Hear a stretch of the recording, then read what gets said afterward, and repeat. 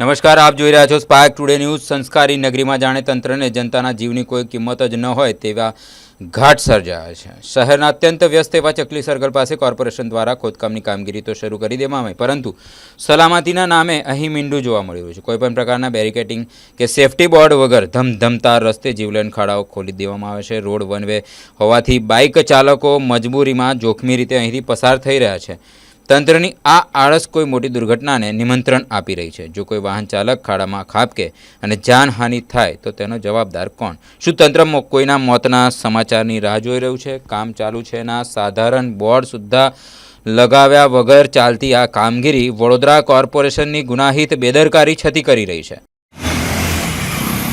અત્યારે ચકલી સર્કલ પાસે કોર્પોરેશનની ચાલતી કામગીરી જે કામગીરી ન કહેવાય પણ કોર્પોરેશનની બેદરકારી કહેવાય।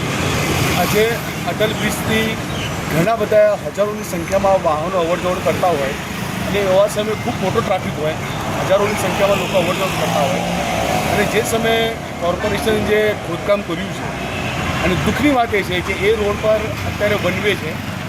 જ્યારે વનવે હોય તો તંત્રે પ્રોપરલી કામગીરી જોઈએ, તકેદારી રાખવી જોઈએ, પણ તકેદારીના ભાગરૂપે જે કામગીરી ચાલી રહી છે કામગીરીને ધ્યાનમાં લેતા કોઈ બેરિકેડ્સ લગાવવામાં આવે નથી। તો શું તંત્ર કોઈ અકસ્માત થવાની રાહ જોઈ રહ્યું છે?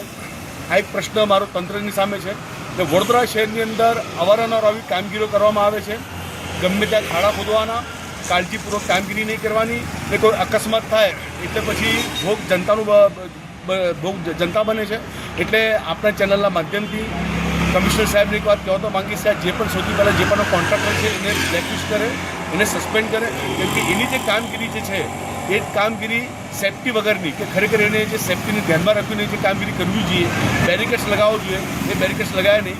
કાલે ઉઠીને કોઈ અનહોની થાય, કોઈનું અકસ્માત થાય, કોઈનું મોત થાય તો એના માટે જવાબદાર કોણ? આજ કહેવા માંગીશ અને જે પણ કોન્ટ્રાક્ટર હશે એને બ્લેકલિસ્ટ કરવામાં આવે એ જ હું માંગ કરીશ।